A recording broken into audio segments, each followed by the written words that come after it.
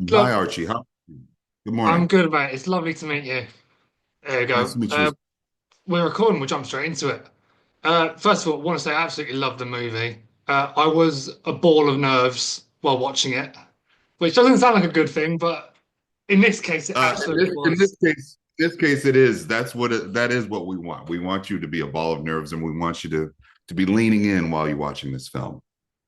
Now, I know obviously you've got a long career doing comedy, but before that, you do have a theatre background as well. What prompted this move to dramatic roles now? What prompted this move? Uh, Money. I needed work, man. Gee, I needed a job. And also the opportunity to work with Mr. Eastwood, and to flex my dramatic muscle in this way for the public to see was really a cool opportunity to do. So when it came um, to auditioning for this, I was really hoping, I'd book it. Sometimes you, as an actor, you get these auditions and you just hope people are seeing, what you put down on tape. And Mr. Eastwood looked through all these auditions, and what I'm told is he saw my audition, was like, "That's our Marcus right there. That's who we want." And so away I went to fly to Savannah and shoot this amazing film. Well, I know that you are also known for your improv comedy quite a lot. How did you find Clint Eastwood's style of we get the take, we don't need to get a lot more, and we move on? Yeah, that is a definite experience that I'm also accustomed to because of my history with Reno 911 and some of my other works that I've been able to do. Is that you go in and you're not as prepared as some other uh, shows and films and productions that you rehearse and rehearse. This was rather loose, but I find refreshing in that he really trusts you. And when a director of his caliber trusts you, you will go through a wall for him. He has a philosophy of, he believes that you've done the work. If you've gotten to this level, you as the actor have done your background on how this person moves, how this person breathes, what they believe in, all kinds of what they have opinions on everything. And so he believes that you're going to come with that and trust that you know the character better than he does. And so when that happens, he's also surrounded himself with a lot of other folks that he's worked with for years in production. And with everyone trusting each other, you're able to just fly. And, there's a particular bridge scene that Nick Holt and I do in this film. And we didn't have much rehearsal at all, but we were able to really figure out the crux of what that scene is saying and what the not what the overall movie is saying, but a lot of what is being said is um how it's lit using natural sunlight, and how there's a part where I actually say I see you in this film. And that kind of just shows unveils the facade that Nicholas Holt's Justin Kemp's character is being shown for who he really is. Um, there is a scene at the very end where his newborn um, is here, and uh, when you look into the eyes of a baby, you want that child to see you in a certain light. Um, they're looking at you with fresh eyes, with a new perspective. And in a second, that baby's looking at him, and then there's a knock on the door, and Nick and Toni Collette's character. Oh, Toni Collette, so great. She opens that, or Nick opens that door, and Toni Collette's staring at him with a whole other set of eyes that I see you as well. And that's just, whoa, that's just fun writing. That's fun direction. That's fun storytelling. For me, I love that kind of stuff. I mean, I could talk about that ending all day, but I don't want to dive too deep into spoilers here. I do want to ask, though, you said it's a relationship of trust. How much of that trust allows you to bring something new to the character and to the script? And how much of what you performed was as is written?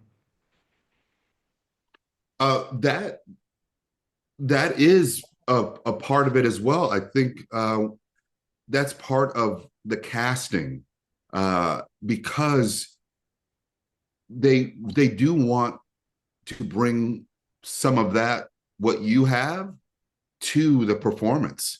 Um, I would say that for most jobs, they as an actor, they want you to have those lived-in experiences, those perspectives that can help shape you to bring forth a character that's fully fledged, not just one dimensional. So your life experiences, what you think, and what you think the character would think, most importantly, that you're bringing. And so, with someone like Clint Eastwood, he wants all of that. He wants all of your lived experiences to help shape what this is. And of course, the written word is what we use, but how that perspective, how that lens is shown, is through you. And I mean, see, this is Clint Eastwood. This is a massive name to be doing your first like big dramatic role. But what else? What else can we manifest for you going forwards? Are there any other directors that you're like, oh, I would die to work with them? Oh, wow. Well, on the bingo card of my life, I didn't think Clint Eastwood would be a part of it. So I hope that, some great directors see this film. Um, some amazing casting directors also see this film and see that, some of us funny guys can go toe to toe. And if you give us a chance, um, the thing is with comedy, it's so subjective. You never know, until you do a comedy, what people are going to identify with. And so you have to bring something of yourself to make something funny. Life is dramatic, and so you have to shape it in a certain way to make something funny. Drama is always around us, so funny people are very good at doing dramatic work because that's life. We've lived that, and you have to bring something else to be comedic, to make something really funny. So a lot of us comedians, or people that do comedy, if given a chance, we can make you cry, make you think, make you angry. And I'm just very thankful that Clint Eastwood let me do that. So, well, I mean, you did make me tear up at one point in this film because you have in the jury room, you deliver the sort of the first big emotional bombshell about your character Marcus, about his brother. And Yes. during that monologue, did Clint Eastwood give you any advice during that scene? Did that come back from your theatre days? What was the sort of process of delivering that? The certain process was, he was pretty hands off with that because it's so dense in the writing. And so I'd done my work previously. I have family. I am a brother, and I'm the oldest of four.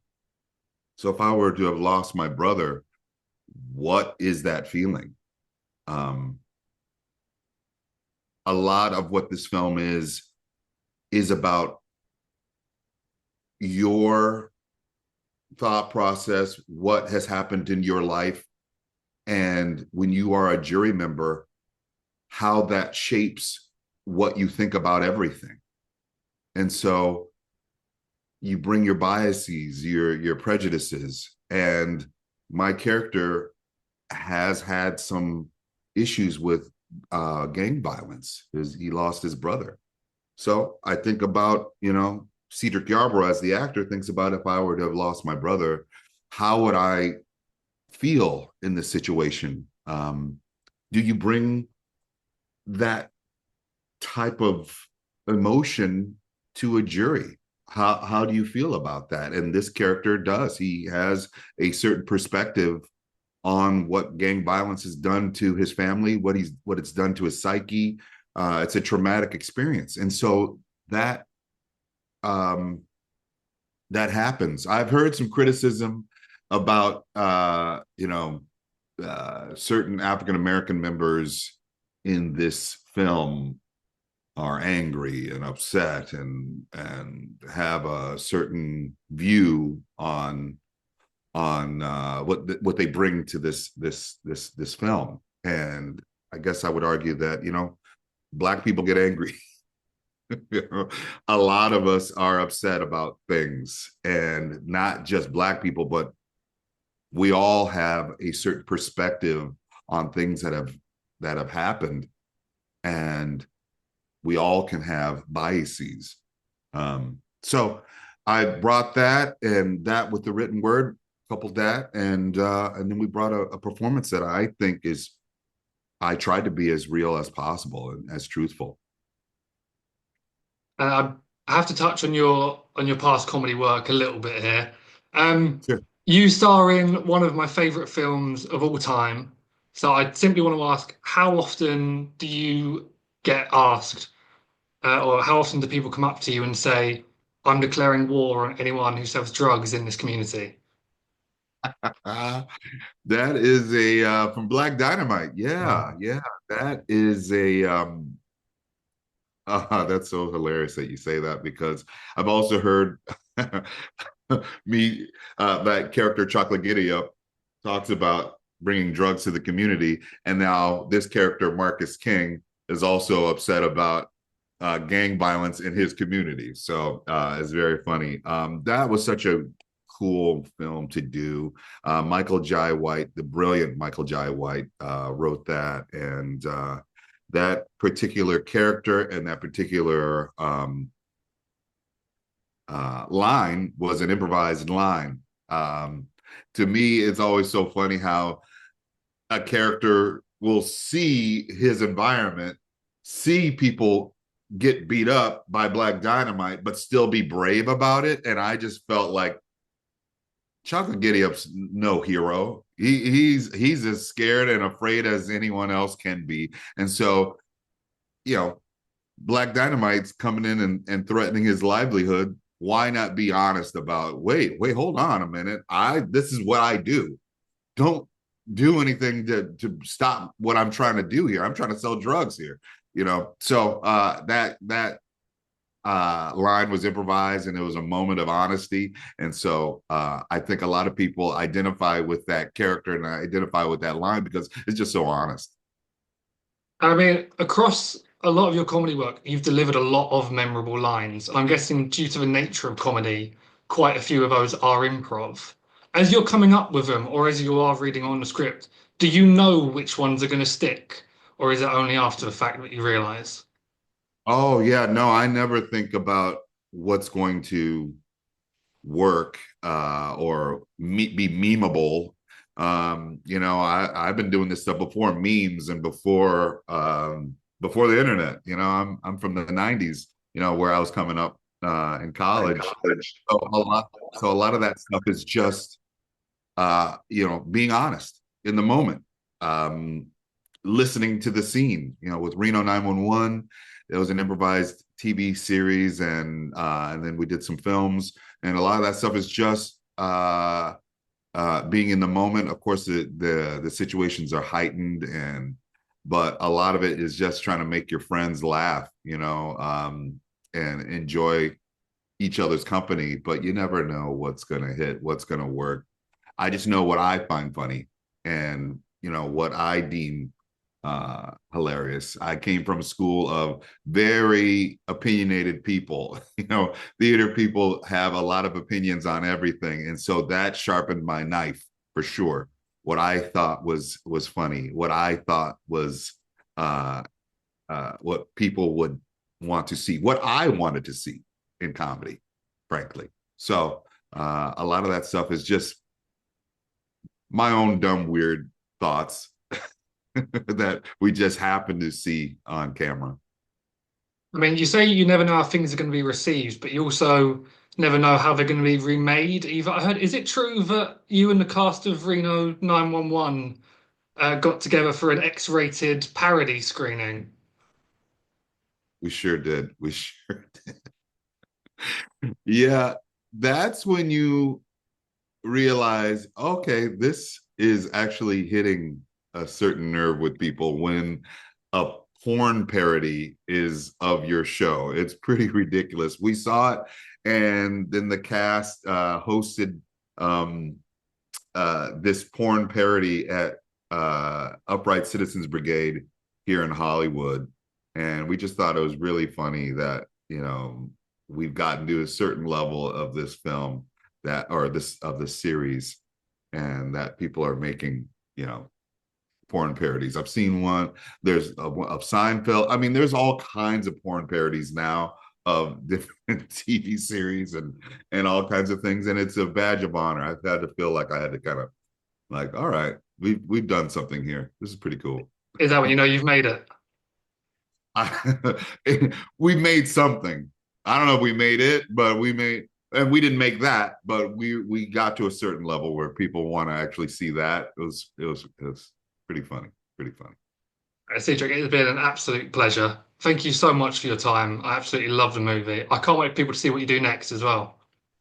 Oh, thank you, Archie. This was really fun, and I hope people get a chance to see this. It's one of our masters at work. Clint Eastwood is an institution. He's been at it for quite a while here, and I think this film is one of those films that's a pretty cool film to be in the canon of the Eastwood films that I'm very proud of. Thank you. Sorry. Thank you so much. Enjoy the rest of your day as well.